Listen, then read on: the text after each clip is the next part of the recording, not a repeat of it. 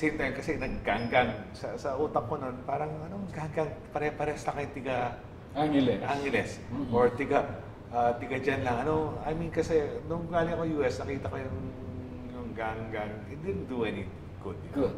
Yeah. So sabi ko nung nakikita ko dito, di naman siya, it's not, nung nakikita ko nag-gang-gang yung mga tao dito, medyo nainis ako kasi yung samantalang pwede naman lipat lang daan, Bloods, Crips, ganito, or whatever, or yung ano nila, di ba?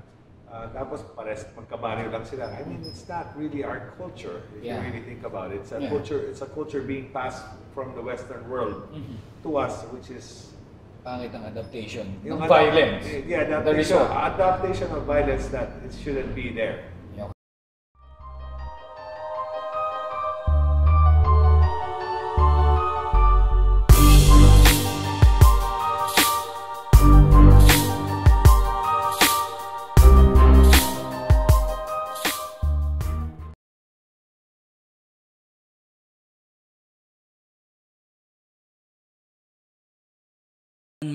Tingnan mo yung angas ng kotse ko. Tingnan mo yung angas ng kotse ko. Tingnan mo yung angas ng kotse ko. Di ko madinay, maangas ang kotse ko. Yo, what's up? This is boy Soul MG, and right here, right now, we have another great episode of No Barriers, and kasama natin ngayon ang isang legendary DJ who paved the way for the hip-hop community ng Pampanga in the early 2000s, and he mentored a lot of famous DJs here in Angeles City. Please welcome DJ Kikoman in the building. DJ Kicks, what's up? Kumusta po DJ Kicks? At salamat sa opportunity na ibinigay nyo sa amin ngayong hapon na to. So, ang No Barriers po is ginagawa po namin ito para meron naman tayong documentary na mapanood pag dating ng panahon, dahil kailangan nilang malaman ang mga tao na nagpundar at nagbigay at nag-ambag ng mga kanilang karunungan sa hip-hop dito sa Angeles City. So DJ Kicks, pwede mo bang makwento sa amin kailan ba nag-start ang pag-venture ni DJ Kikoman sa musika, o kailan ba nahilig o nakuha ang atensyon sa musika no? Actually, nag-start ako siguro 89. 1989. Yung mga kaibigan ko studied sa US sa junior high. Nag-start kami ng mobile second DJ crew. Okay. So, ang usapan namin, kung bibili ng isang turntable, yung isa bibili ng turntable, yung isa bibili ng plaka, basta isang grupo kami. So, in the middle of that year, nabuo namin yung mga gamit namin, lahat-lahat. Okay. Pero nung tapos ng year yun, ayaw na nila. Parang syempre fan lang. So, napunta lahat yung gamit sa akin. Okay. So, gano'n nag-umpisa yun. So, and then, who are your early influences sa music nung time nung junior high ninyo? That time, yung mga influences sa music was more on like, I mean, DJ influences is yung Jazzy Jeff. Influences, mga, if you know, yung mga Egyptian Lover. Easy then. Easy. Yung NWA. Kid and Play. Okay. So, when was the time na dadalhin mo na ang iyong crafting or yung craft mo pag DJ dito sa Angeles City? Kailan ka ba umuwi na nun? I mean, 1990 umuwi na ako dito. So, yun nga, no? 1990, 89 to 90, nandun ako. So, nasa akin lahat yung mga gamit ng mga kaibigan ko. So, nangyari, inuwi ko lahat yung gamit ko dito. So, when I got here, I was DJing. Pero syempre, batang-bata pa ako, kasi junior high. Yeah. So, mga 13 pa lang ako, 14, ganyan. Okay. So, pagdating ko dito, syempre, hindi mga kagad pwede tumutong sa mga clubs. Kaso, yung tatay ko, may-ari ng mga ibang maraming clubs. Establishment. Yeah. So, I mean, more on talaga nightclub. So, nakatugtog ako sa maagang edad. So, tugtog lang ako, tugtog. So, hindi ako tumigil na tumutugtog. So, at an early age, you were exposed to DJing and nakakapag-perform ka na paunti-unti sa mga nightclubs. And you were connected to Mr. Henry Milan, aka Metal Boy. Can you bring us the first time na nagkita kayo noon pa, back in the days pa? Sinong group of people noon, mga friends noon time? Si Henry, kasama ko si Henry, may grupo kami, kumbaga, hindi naman rap group, barkada. Okay. So, magkasama kami dun sa, meron kami pare-pares kami tambay ng Diamond. Okay po. So, nangyari, Diamond Boys kami. So, mga siguro mga 96, actually from 94, 95, yan. Nung when I was in college, nung college na ako, yung kaibigan ko si Bulldog, from Diamond yan eh. Yan, barkada niya rin si Henry. So yan, nag-merge na kami, nagtagpo na kami. So ang Diamond Boys kami. Originally. So, nakwento ni Metal Boy na nung time na yon, they were into music, you guys into music, pero parang nandun siya sa banda pa ata. Yes. Naalala mo ba ang mga pangalan no? Yung mga banda noon. Banda nyo noon. Magkakasama kami sa so yung mga banda na, kasi yung group, yung Diamond Boys, maraming banda doon eh. Kung ari, yung Crank 211, tapos yung Rebel Yell, which is sina Sid, no? Tapos yung si Metal Boy, kasama ko doon sa Tres Delinquentes ata. Okay. Or Tres Delinquentes. Or was it, nakalimutan ko. Parang Tres ata. Tres Delinquentes. So, DJ ako sa kanila, tapos sila, nag-rap sila. Tapos, ganun, banda. Kasi wala naman talaga rap scene nun, hindi gano'n talagang nag-grow pa. Hindi pa nag-grow. Actually, mga banda ang So, kumbaga, nag-rap lang nun. Tandaan mo si Henry, kukuha lang kami ng bote, tapos mag-rap siya. Gagayahin. Yun ang beat. Mag-rap siya ng mga tunes ni Andrew E. or sarili niyang tunes. So, parang gagawin niya, no? Okay. So, yun yung kasi kung pupunta ka hanap ka ng rap, pupunta ka ng skytrax, pero wala pang mga talaga yung konti lang talaga. So yung mga times doon na Diamond Boys kayo noon, DJ Kicks, saan ang tambayan nyo noon o regular hangout place? Saan kayo nagja-jamming noon ng musika natin noon? Naalala mo ba yung mga iba't ibang lugar na yan? Doon kami sa tindahan, sa PWG. Okay.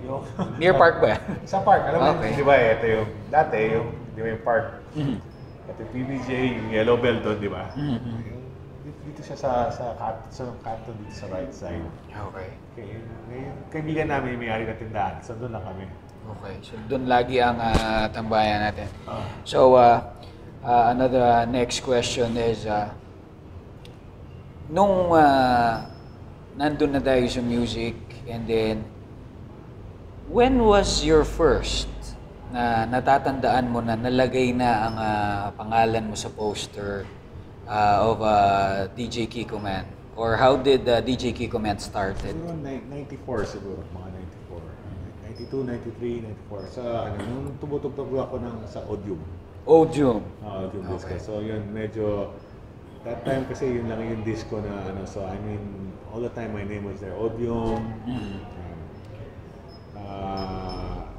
Kasi yun lang yung mga disco na malaki na. Dati you had to be, nasa tumututok ko sa disco. Para, disco pa tawag doon discohan ba? Discohan. No, it's clubs. Clubs, yun lang, mga 2,000 na lang tawag sa clubs. So, of course, hindi pa ganun ka dami ang DJ. Ikaw pa lang ata, nung time na yun? Correct me if I'm wrong. Nung time na yun, nung mga 90s, nagra-rap ako, pero hindi yung rap na ginagawa ni Henry. Yung more on yung sinasabi, throw your MC rap. Oh, okay. MC rap. Yeah, it's like parang meron akong kung sa audio, papatugtog ko yung shoop. Alam mo yung background ng shoop. Salt and pepper, shoop. Tapos biglang pag ano yan, as a sastre, para throw your hands in the air, come on. Ganun lang, para call and response lang para sa crowd. Kaya sa huli, bibigay ako ng pounders yung somebody say nyama na boy, then kasi babagsak na namin yung pinakamagong kanta. Okay. So gano'n na ang ano namin nun. So, ibig sabihin, DJ Kicks, ngayon kasi sa era ngayon, may DJ and then may hype man. So, 2-in-1 ano ka? Ikaw na hype man, ikaw ba? May DJ. Oh, okay. So that's classic. Hindi kasi dati pag yung DJ, either sasabihin na may talking DJ or you're just a plain DJ na tumutugtog lang, no? Okay. Pero most likely, when you have to DJ during that times, you need to know how to speak in the mic. Hindi pwedeng hindi ka marunong magsalita ng mic. Kasi you're working with crowd.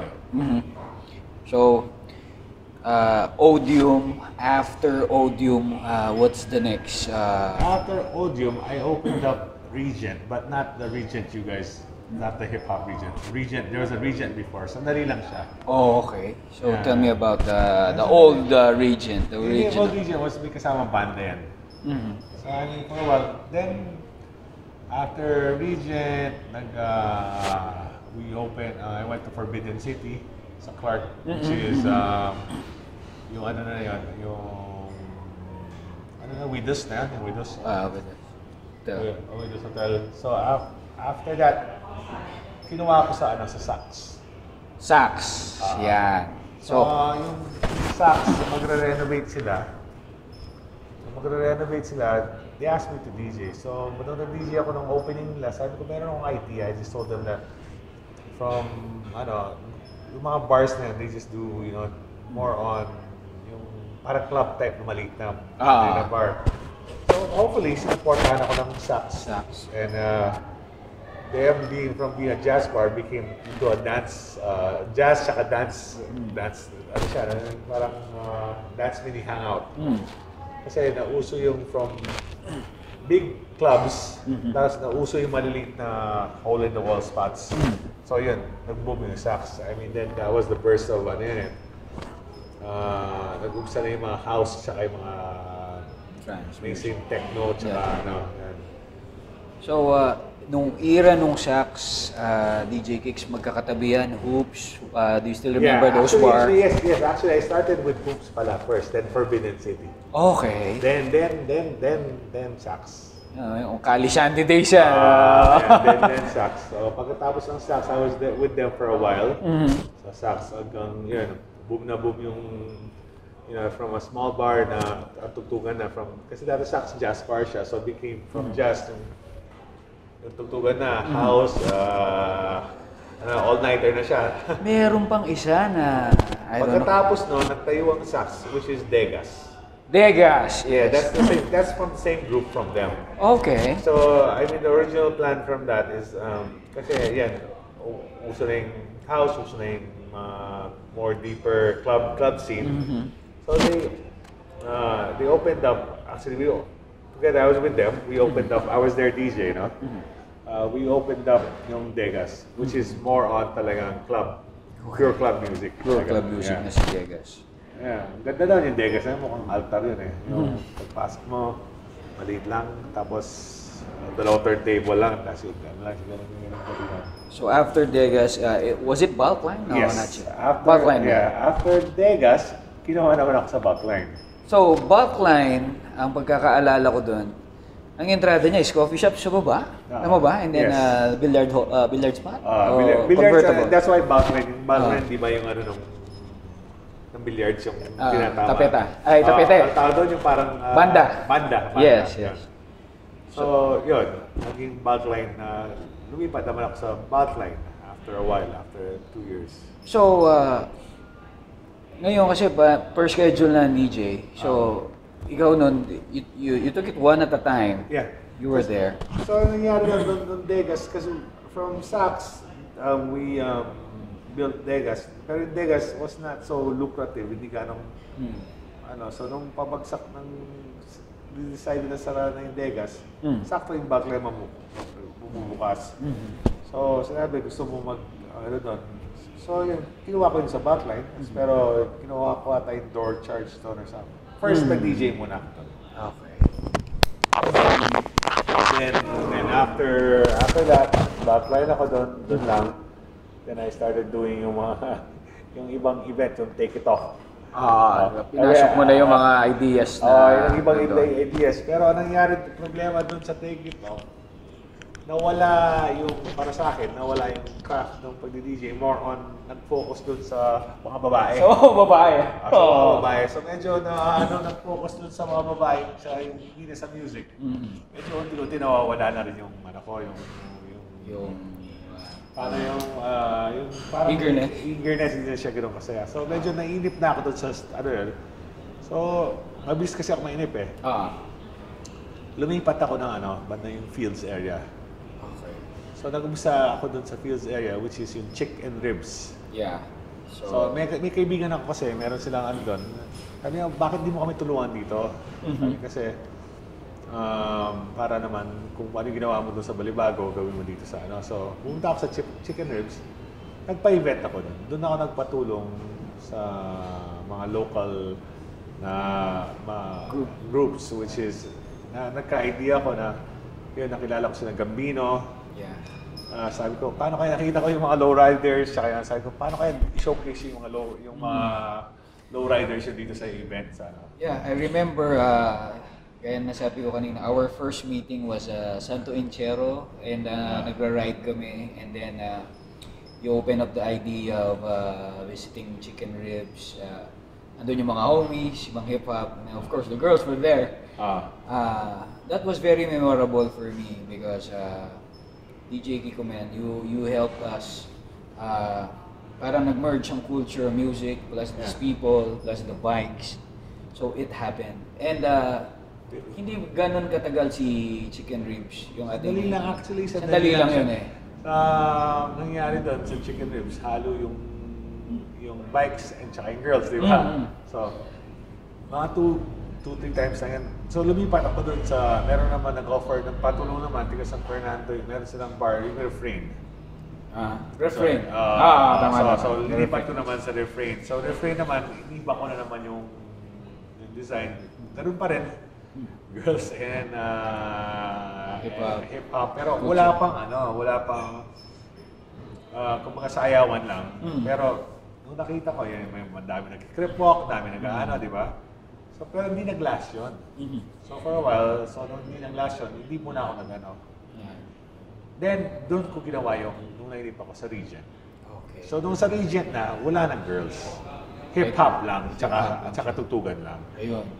Tutugan lang siya. So, yung kwento niyan is, hindi ko makalimutan because ito talaga, sa episode ni Christ, ni C-Play, the title was, he was the first freestyle champion ng Club Regent, which is ikaw talaga ang nag-isip ng Club Regent and ikaw ang nagbigay daan sa amin.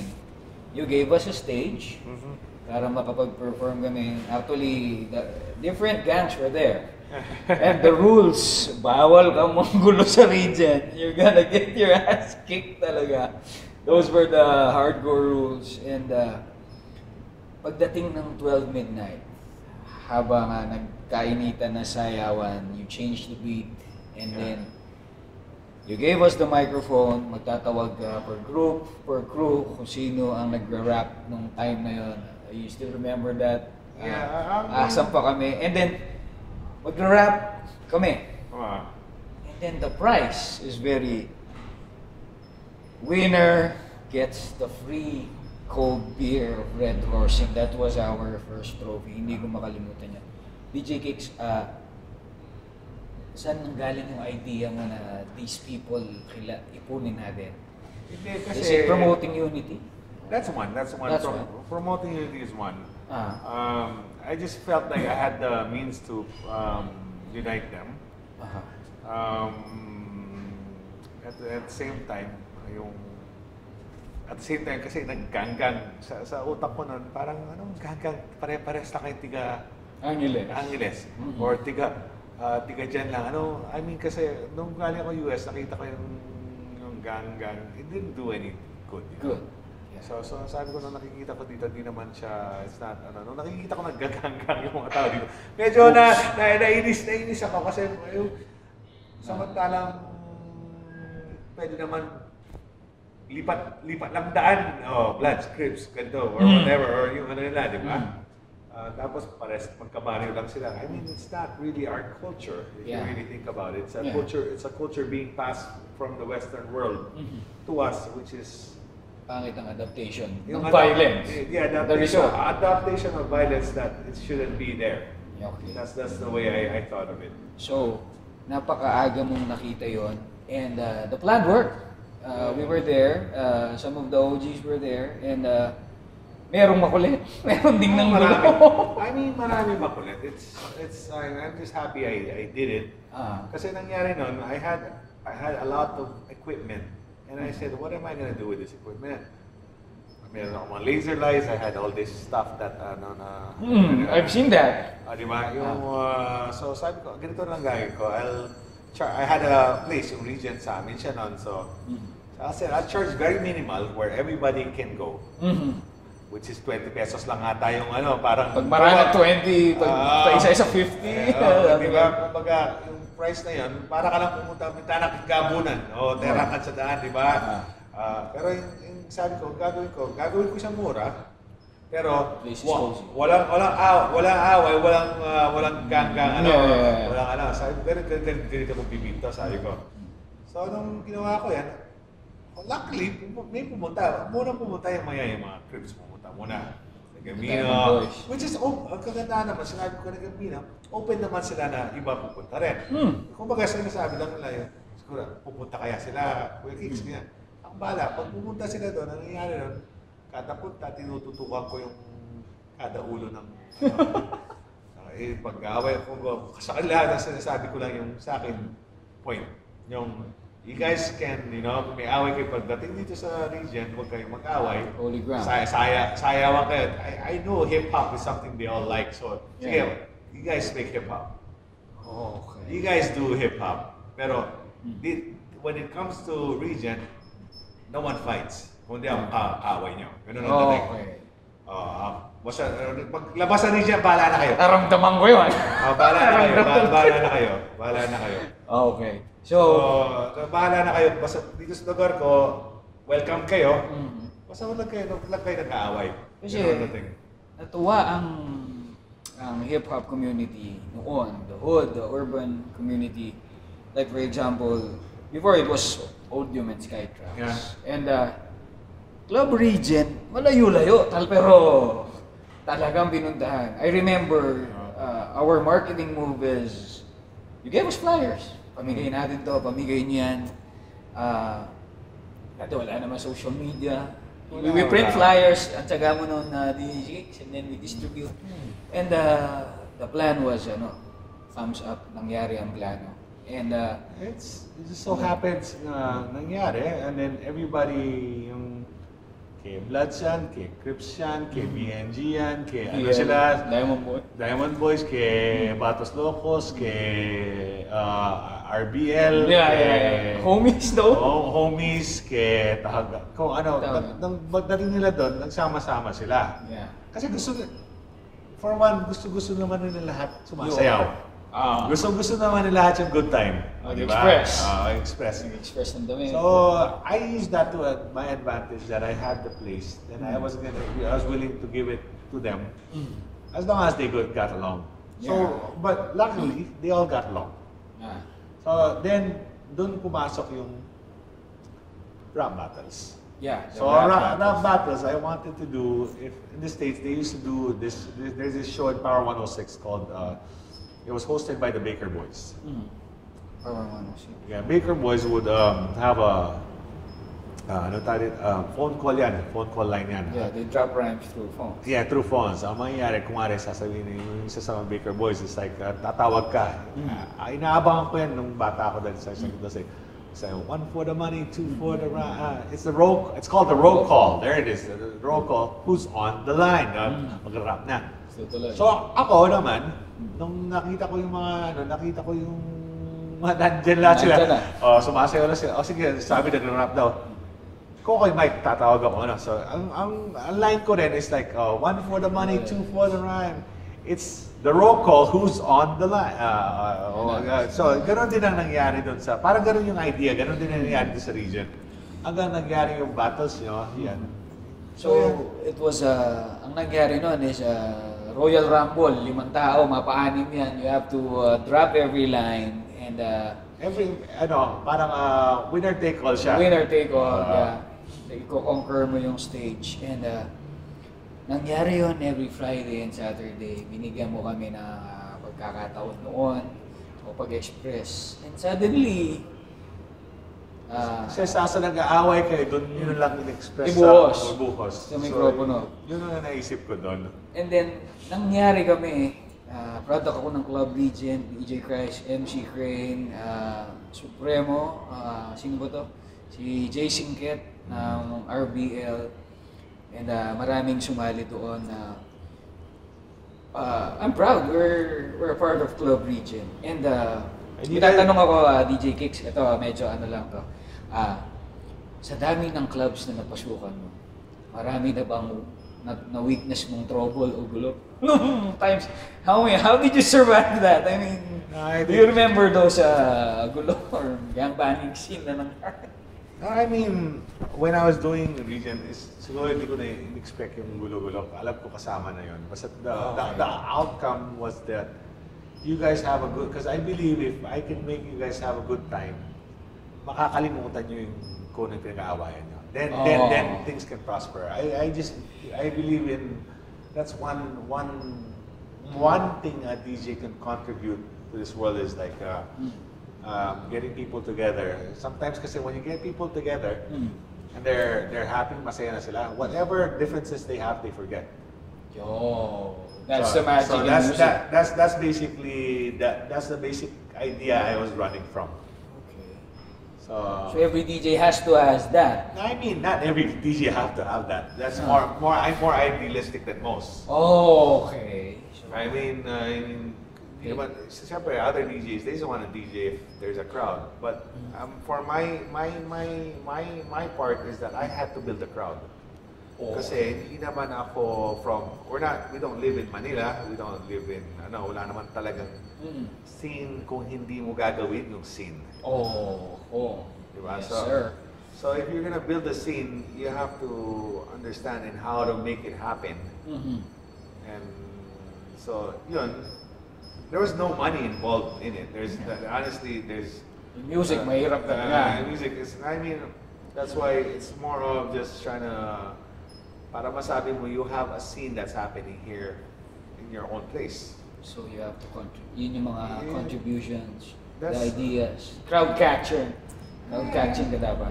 Tsaka you bring people together, kasi when you make a scene happen, is that you want people a big crowd, like your cool community looking forward to it, to see it all the time. Parang, sa Sabado na naman, this na naman. Then you have to create a set of characters. You have to empower so many people just to do that. So to maintain that energy. And camaraderie. And I'm happy. Look at all you guys. You all get along now. Yeah. Wala naman meron man konti nagbatuhan ng saksa. At least ayos na kayo na yun. Di ba? Yun na. Yun lang. Nag-sink in na yung maturity. Di ba? Nung tumanda na kayo, di ba? That's the payoff for that, right? Yeah. So, natapos ang Club Regent. Ito na DJ Kicks. Metal Boy had this studio in Santa Maria, and nung time na siya ay pupunta na ng Japan, I think. Japan. Yeah. And in-entrust na kami sa iyo na kailangan na makilala si DJ Kicks, and then you were there for us nung wala siya.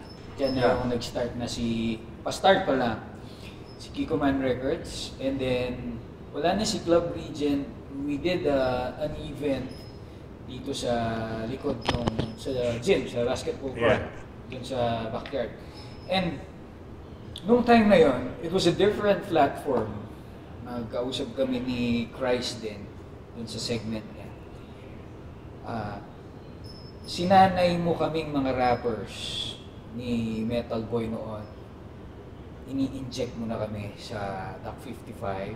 That was our first performance. And then, sinasanay muna kami sa tao. Hinaharap muna kami sa tao. Ini-expose muna kami, that's the term. Kasi, why I was doing that, ang connotation nila sa hip-hop and club, hindi magkasama yan before. When you say hip-hop tsaka yung disco, hindi magkasama yan. Pag yung mag-rap ka tsaka yung diskohan nun, hindi mo naman pwedeng basta-basta lagay yung rapper sa diskohan. Mga nag-rap lang sa diskohan nun, si Luigi, which is Pinoy, so mga unang rappers pa. Which is mga kumbaga yung talking DJ din sila, di ba? Much respect sa Pinoys, no? Pero, kumbaga, yung hip-hop, urban hip-hop, yung ano, hindi pa siya kasama sa yung local club scene. Okay. So that's why I was thinking, kung unti-unti kong papag-rap, yung expose ko kayo, baka unti-unti rin masana yung taong nakikita ng rappers. Kasi the whole world was doing it. It's only us that we weren't doing it. I think, yeah, we were doing it in that level, pero yung mga tiga Maynila, siguro, siyempre, Andrew is Andrew E, Francis M is Francis M. Tapos I think by that time, siguro yung mga, I'm not sure kung Black Line natin yung mga sikat nun that time, right? Pero in our area, wala. So that's why I was thinking, unti-unti, pinapag-rap ko. At the same time, nag-perform kayo sa mga, up to the point na nung nagawa namin, even with local MTV natin, MTV. And meron akong dalawang tracks, I don't know, dalawa o tatlo from Kikoman Records. The Prodigal Son was my signature, and The Boo, yung una, and Kapit sa Battalion. Noong time na yun, DJ Kicks, estudyante pa ako, and I have this fellow rappers na talagang 100% ang commitment nila sa rap, full-time na nandyan. Ang hindi ko makalimutan ng time na yun is you want us to practice. Naalala mo yun? Mag-perform ko bukas, mag-practice ko ngayon eh. Ayaw ko rin nating magkamali. And then, may instances pa nun na you invested for us, unti-unti na bagong microphone, gamit, mahilig kang mag-share ng mga blessings mo, no? And up to the point na nangyari, and some of my fellow rappers are now popular, nakikilala na, may pangalan na. And nung time na yun, DJ Kicks, was it for, you're doing it for us, why? Why? No, I had to find a medium, like, kasi wala naman ako sa politics, right? Yeah. My grandfather was in politics, pero she was like really loved by the people. So I had to find my way of giving back to the world. That's what I thought how it was. So I just figured, sige, kung sa music ako inclined, at the same time nag-enjoy din ako, doon ako bibigay ng di ba? Doon ko babalik yung sa akin. So ganun lang ang nangyari doon actually. At the same time, we were just living through, lahat ng ginagawa is not money, it's just for passion. Just passion and just believing that passion itself can fuel a movement. Which is the movement that you guys know. That's all purely passion. There's no money driven there. The only money driven there was the equipment that I bought and a lot of passion. Passion. Yes. You said about passion. No, like you guys but I just took, you guys had love for rap, and I took those equipment together, and I just made you guys you guys had this beautiful thing that you guys are doing, right? So, really thank you for those days. It was very important. Those days were gold for us, and napakaswerte ko na isa ako sa mga batch na nakapasyal ng Kikoman Records. Of course, we have Crazy G, OG Crane, Christ, PDK, and Vixasios Clan, and all these underground. Na-experience nila ang Kikoman Records. And then, ito po, after rap, you believed in, nasabi mo sa amin noon dati na you have to finish your schooling. Hindi ko makalimutan sa iyo yon as a mentor ko dito sa musika. And you emphasized the importance of education noon sa amin.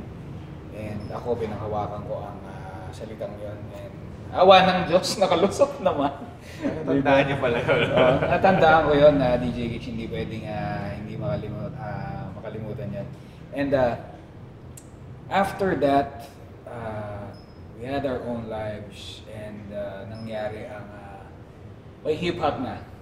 Yeah. May hip-hop na after 15 years, after... And yan, ikaw kasi is early mong nakita yan.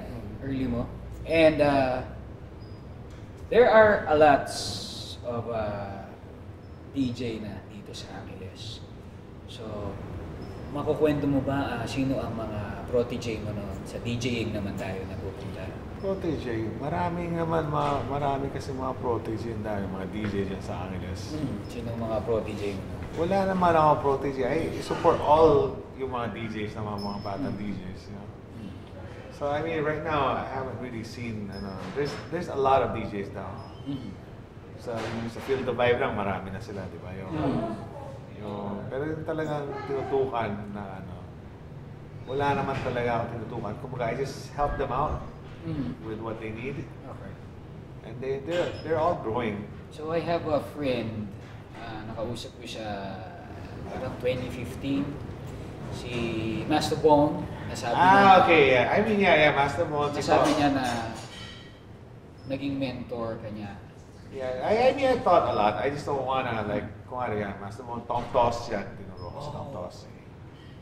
I mean, I didn't really teach them, I just showed them equipment, right? Okay. So, sila na... I mean, when people tell you that they teach you how to DJ, honestly, you can't really, I mean, we could just teach the techniques, right? We'll just show them how a mixer works or something. But the energy one puts in DJing, it's really up to the person.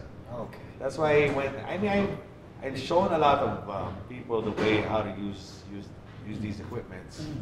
But I don't really tell them that I mentored anyone to DJ, right? Pero if that's mentoring, like yan, Chris Workway, Carlo Cruz, and Tom Toss, you know.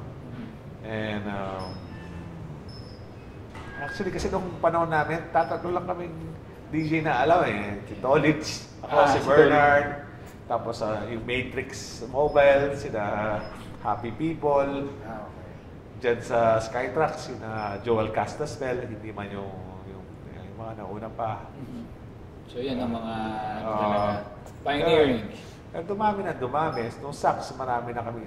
Tinuruan ko si mag-program, si William. From there, a lot of people started showing their interest nung sax days. Yung gusto nilang matuto. So, sasalam lang namin sa mga turntables, ganyan lang. Or, CD na. CD. Kasi ang napansin ko noon na DJ Kicks because after college, I was into bartending. Yeah. So, I had a little background in bartending. So, dumadami ang hiring ng bartender. So, most probably, dumadami ang bars. Yeah. And then, kadugtong yung tanong na yan may kilala ko pang DJ. So, parang, dumadami na yata yung mga establishment dito. Which is, Angeles City is growing. Yeah. And dumadami na establishment. With that, you opened a tutorial. Yeah, it's they thought I called it Coffee Cat DJ. Yeah, DJ community. DJ community. Yeah. Before the pandemic, I opened parang parang tutorial to anybody that wants to learn how to DJ. I mean, hopefully, marami naman nagka-interest. And Kaso nag-pandemic lang. I was doing that. Boo was helping me.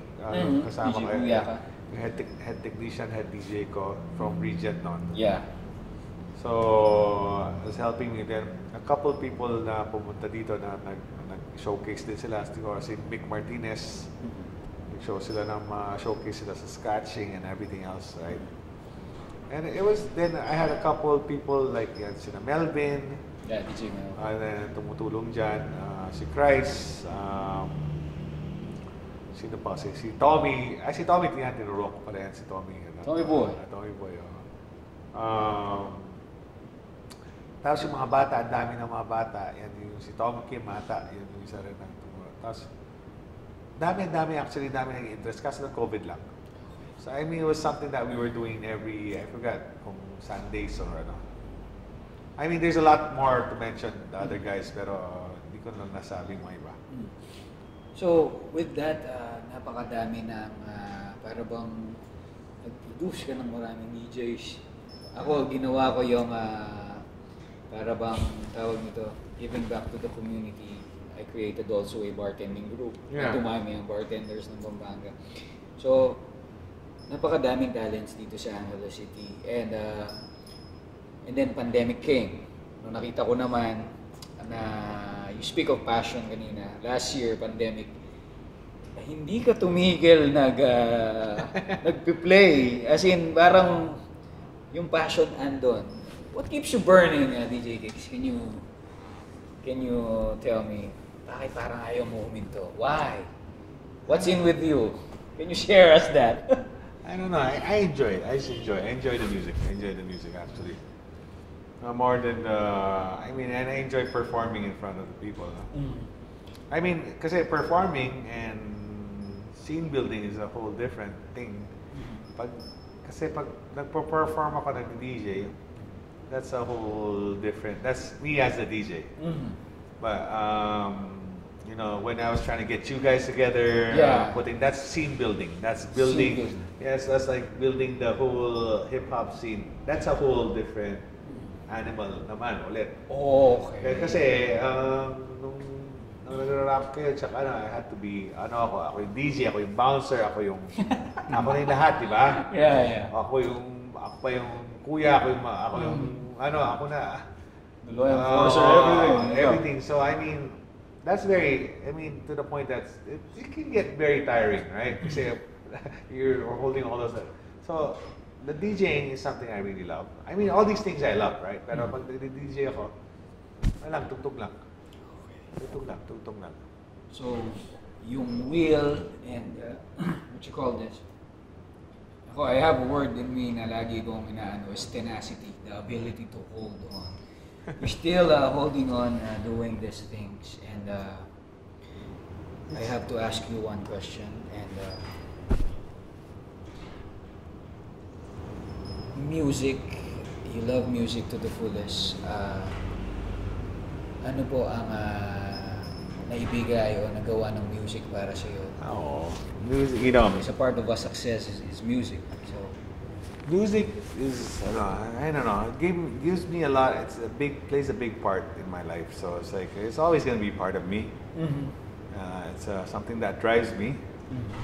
And I mean, sa akin, what it did for me, it gave me a whole like half or like most of my chapter of my life.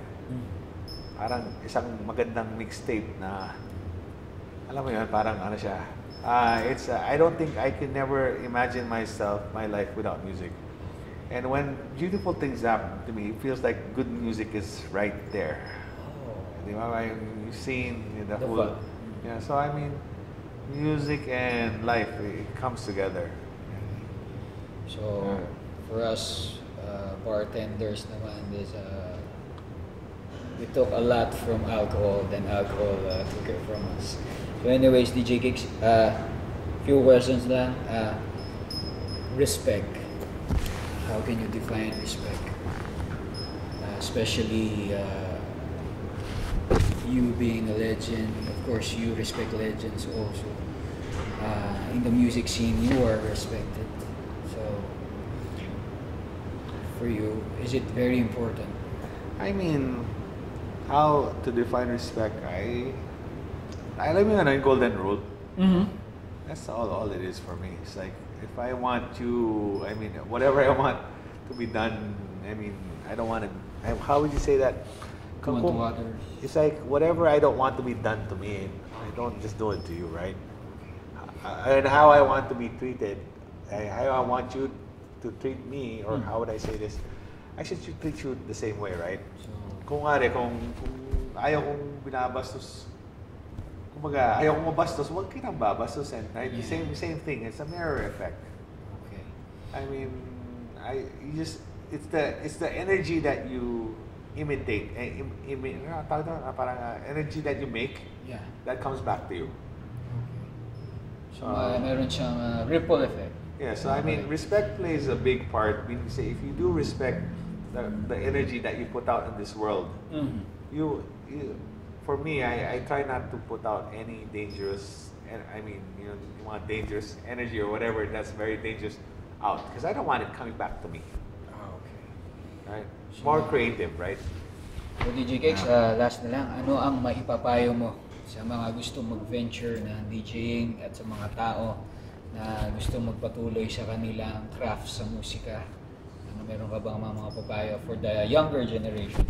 I mean, just love what you do, you know? And, you know, you have to have something that you love in this world. And then you pursue it. Doesn't matter kung ano. Just pursue it, because that's when the journey begins. Because if you don't love anything, and you know, it's like there's nothing to pursue. But if you love something, you pursue it. That's where your journey begins. So yun. So maraming salamat, DJ. So this is another great episode of No Barriers. Once again, DJ Kikoman in the building. Thank you very much for the opportunity, DJ Kicks, and I hope this would not be the last interview on your part. So thank you very much for contributing a lot to our hip-hop community, and of course the DJing and the music scene in Angeles City. Thank you very much. You want to plug? No. I'm okay. Oh, okay. Let's just peace. Stay safe. There you go. Thank you very much.